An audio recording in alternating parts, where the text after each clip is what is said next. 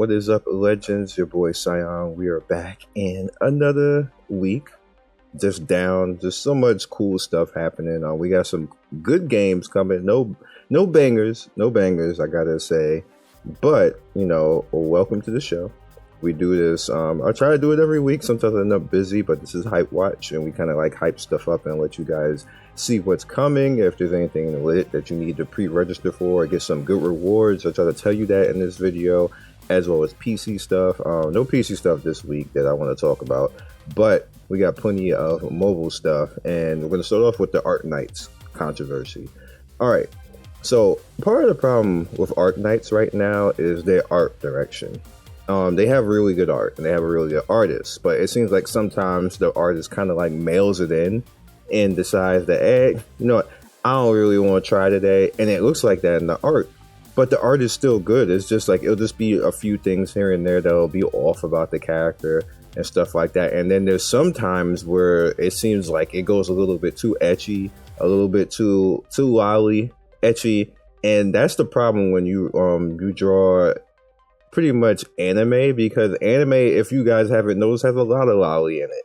And the problem is that the Eastern philosophy at anime is actually brushing up against the stickler, like, oh my god, did you show a little kids, you know what, or something like that, when Eastern wise, it's like, okay, we drew it and they kind of like move on, but on the West, we're like, nah, son, that's a little kid. You can't be doing all that. And that's one of the reasons why I don't want to look at it. You see a lot of times whenever I see lolly stuff, I'm like, nope, I'm out. But like, that's just the way that we was raised in the Western world and how it goes. The interesting thing is that the Eastern world is starting to get like that now. So in this game, it's causing a major problem because the company is like, well, we've been doing stuff like this the whole time. Like, what the hell? Like, what is going on? Like, it's not that serious. It's not even real characters. The people like, nah, I'm little kids. You can't be doing all that. Well, how old is she? She 15? Nah, put some clothes on her. And that's what's happening now in Arknights. And then you put that on top of the person who's the main artist is not trying hard all the time. It's becoming a hot mess. Then you have the balance and everything else. And we're going to talk, balance is relative. The balance in this game is like what most gacha games do. It becomes like you have to determine what type of game you want to be and stick to that type of game. You can't go back and forth in the balance. And Arknights is doing that right now. They're going back and forth. They have events that are too unfair. And I was never an Arknights fan to begin with. Everybody knows that. You've seen it once you've seen it twice. You've seen it in the Asian version and then the American version. I was like, peace, see you later. Basically because I don't like tower defense games that much. The only tower defense game that I like is Counterside. And that aside, technically Counterside isn't really a tower defense game either. By genre, it is, but it's really a lot more than that. But that's neither here nor there. That's the issues going on with Arknights. I hope they get it together because it is an okay game and they'll ruin it if they don't figure out how to properly, put a handle on the unneeded way that some characters are drawn. Like, there's just no need for it. Just do it properly. Put some clothes on some characters and carry on. People gonna complain about censor and everything else. Just let them complain because they can't see some extra boob or something like that. Go look at a damn hentai. Calm down. All right, so next up, Girl Cafe Gun. This, I don't know what happened. We're gonna have a few games like that in this video. Girl Cafe Gun kind of like, it was supposed to come out August 10th and it's not. Then they said that oh well, we're gonna have a second CBT, so something's wrong. When I played, it was fine. I played literally to like a good level in the game and everything was fine. So I don't know, maybe some translation later on wasn't working. Maybe they had some problems with the servers. But pre-register is going to be the next fun game of the year, in my opinion. Other than there's a few more in this video that's going to be fun coming soon. But we don't know what's going to happen with this one. We don't know where it went and what they're going to actually do. But Girl Cafe Gun is definitely something you should look forward to. If you are a fan of Azure Lane, Azure Lane is giving away a bunch of free stuff for their 3rd anniversary. It's coming up in 2 days. And like, that's a bunch of good stuff right there. You get some currency. They hardly ever give currency in this game. Like, you got to earn it, which is cool. But you have to, when you earn it, you earn a lot. So I can't even complain. as far as that. But they hardly that 400 right there, that's a lot of currency. So if you in Zerland, log in, get your currency, get your promise ring if you want to marry into waifus. I'm just all about that South Dakota. This is always South Dakota. Matter of fact, people keep asking. Let's close this.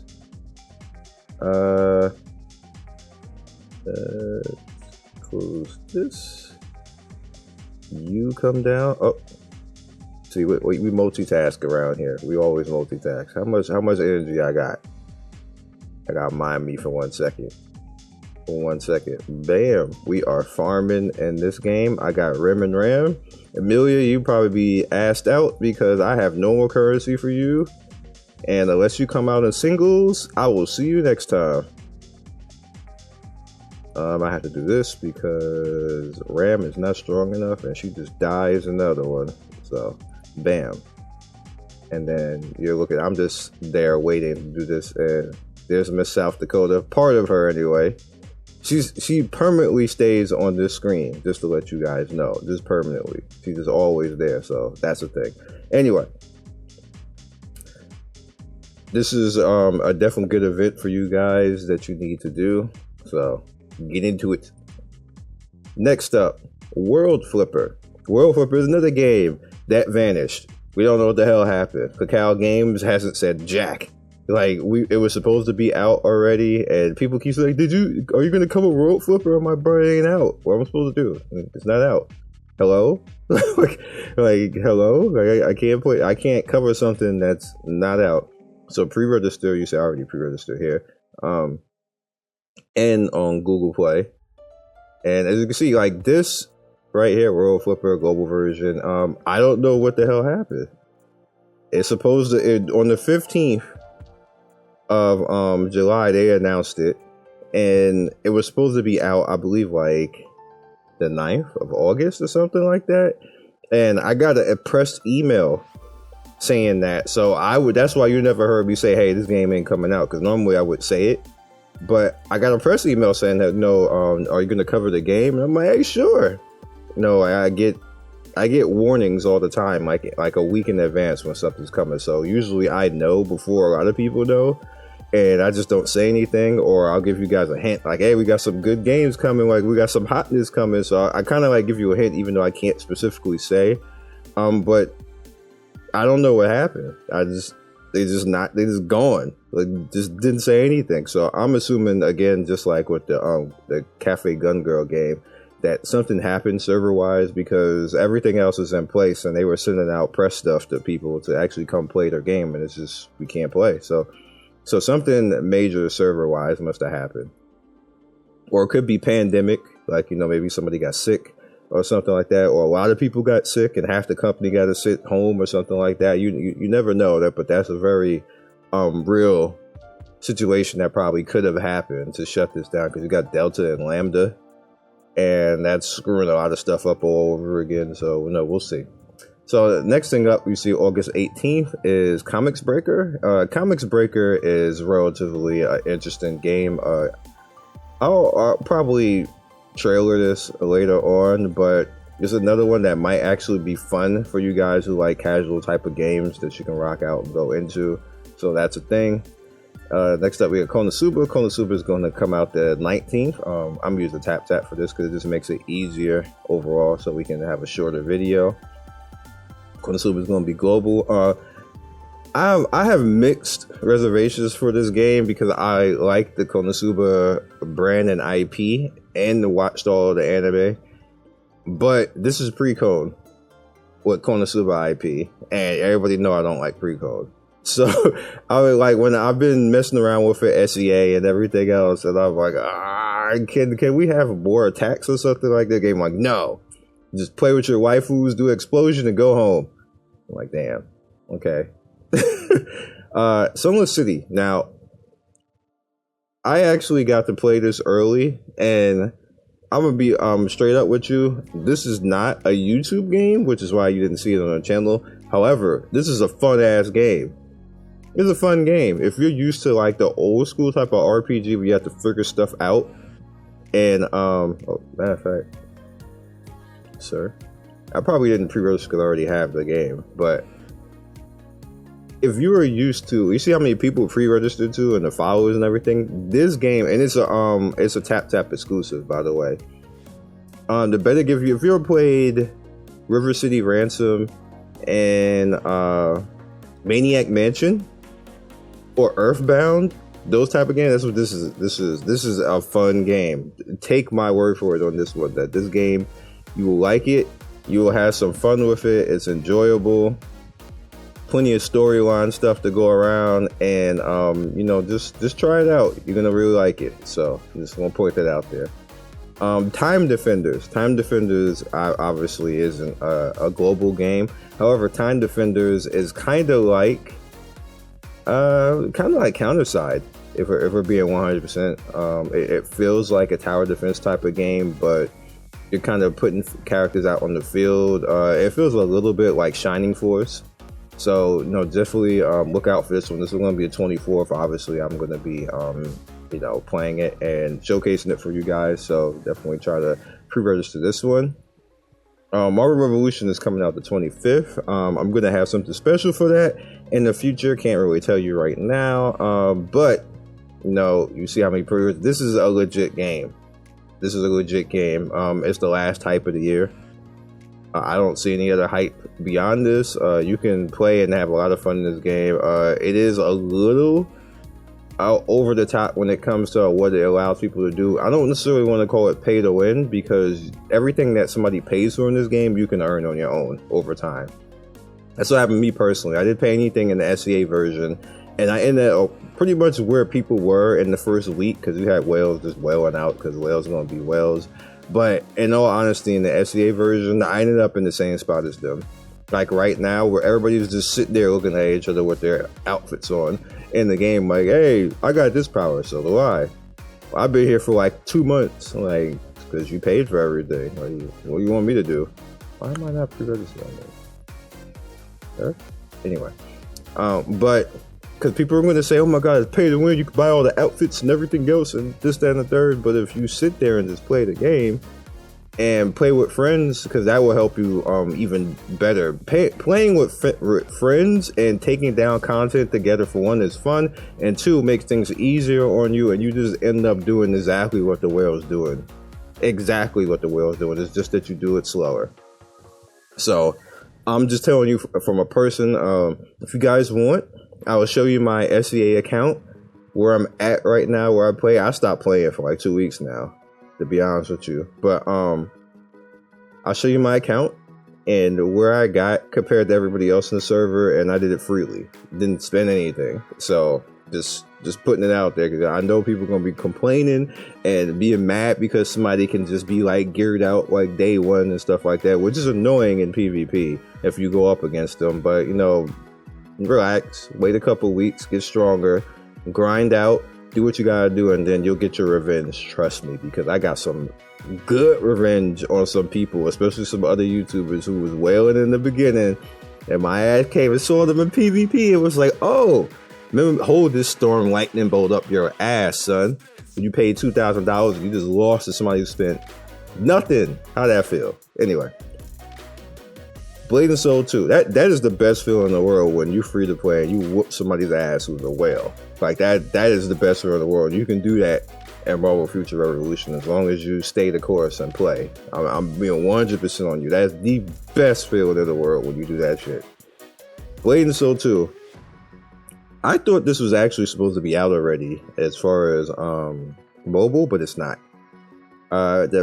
The KR version you can mess around with right now if you had pre-registered and signed up on their website. I didn't bother because I just don't want to. I'm over the whole Blade and Soul overseas type of thing. I just want to play on the global side because it lags out its ass. They don't. NCSoft does not do rollback netcode, so you are going to lag if you play anything NCSoft like across seas. Just don't do it. So this is coming. The 26th, the KR release, mobile and everything else. I'll look at it. I'll be honest. I'm gonna look at it, but I'm probably not gonna play because of the reasons I just said. They just are really bad when it comes to netcode. So, GG. And two things to end this. We're going to talk about Genshin. All right, so there's controversy in Genshin because people are not that happy with the specific can't talk specifically with Ayaka and Yoimiya. And the reason why, because they feel, they're not as OP as the original characters that came before. First of all, Ayaka is the only character I regret not summoning on. And that's because I did her story after her banner was already gone, because I wasn't really playing Genshin like that. I took a little bit of a break. Her story and the fact that she is crushing on the MC.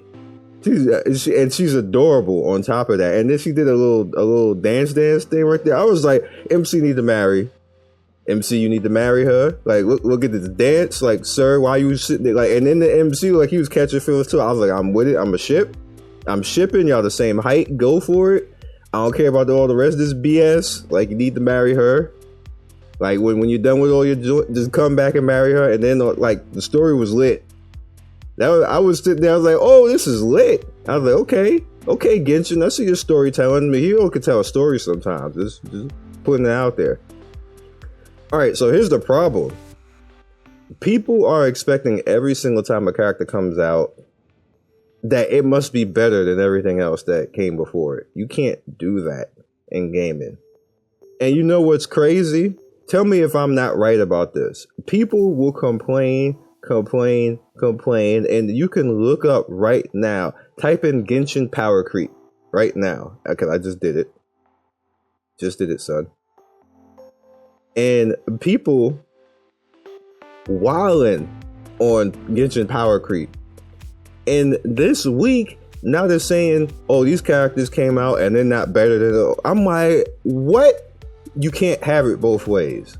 Genshin community, you cannot have it both ways. You can't be mad for months and months and months about power creep. Then they give you balanced ass characters and you're like, oh my God, they trash compared to the stuff before. This is why companies don't listen to the population sometimes. Because this is ass backwards and stupid. Like, you can't do both. You can't have both sides. Community. Genshin community, you cannot have both sides. You gotta calm down. Y'all cannot be sitting out here talking about power creep for like the last 2-3 months. And then they give you two balanced, good characters, storyline wise, good looking characters, very fun. Both of them are adorable, fun characters. And then y'all be like, power creep, they trash. They ain't better than Ganyu and Hu Tao and everything else. First of all, Hu Tao is about the most brain dead, broken design character ever. Her character herself is good and adorable. It has probably the best voice actor in the game in all of the languages. The Hu Tao voice actors, all three of them need to get raised. Like, just give them money because they killed it. But the character itself, all the character does is do and one spam and kill everything. That's not good gameplay. I'm sorry. And what cracks me up is that people are mad that Yoimiya's like that, but she doesn't do as much damage. Just because they balanced her ass to not be broke as F. like Hu Tao is broken. Hu Tao shouldn't do all that. You just sit there and she just spams stuff, and then if you give her what's the HP spear, she does like 100k with one swing. And people were like, that's good gameplay. Gameplay where? You hit 2 buttons and killed something. You didn't even have to move. Oh my God, man. Now that I'm a dev, now that I'm a dev and I see stuff like this, I'm like, holy crap, I get a lot why a lot of times companies are like, yo, we not listening to y'all. Y'all know what the hell y'all talking about. like what? And I think the problem here is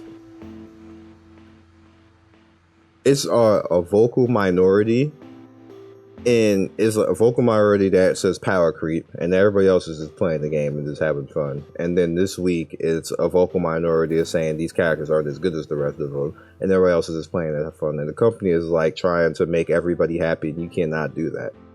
You can't. You have to keep whatever your focus is and your goal, keep that goal, and just make it about that. That's it. That's all you have to do at the end of the day. That's all I got for this week. I'm actually playing Genshin. Why I'm not doing Genshin videos, it'll be a whole nother video why I'm not doing Genshin videos. But to make a long story short, there's too much cheating when it comes to Genshin videos between YouTubers. There is too much people buying views and stuff like that. And if you are a Genshin creator and you don't understand why your videos aren't getting as much views as other people, but you're putting a lot of work in it and quality, you think it looks better, that is the reason why. Because I've seen some people do some good ass videos and they go nowhere, and the main reason why it's going nowhere is because people have a promote button on YouTube and they will pretty much whale the promote button and then have like 100K and 1,000 views in like 10 minutes on a video, and you're like, ain't nobody who will you get 1,000 likes on the video for Genshin in like 10 minutes? Ain't nobody sitting there waiting for your videos like that, and you ain't even max level. Your characters are all trash. Like how this happen? And it's happening in Punishing Grey Raven too. Just to let you guys know, there's people who are view cheating and Punishing Grey Raven too, and it's very obvious because they're not actually playing the game. You can tell they're not actually playing the game. They like level 64 or something like that. Whaling the characters, and you look at their storyline completion, and they like back in chapter like 6 or something like that. They haven't even done shit except for they got maxed out characters and telling you about a build, stuff like that, when they haven't even played the game. They're like, it happens in every single game except that it's not as many people doing it in Punishing Grey Raven as it is in Genshin Impact, and it has a very detrimental effect on the entire YouTube bracket when it comes to, which is why I just don't even bother, because I don't pay for views.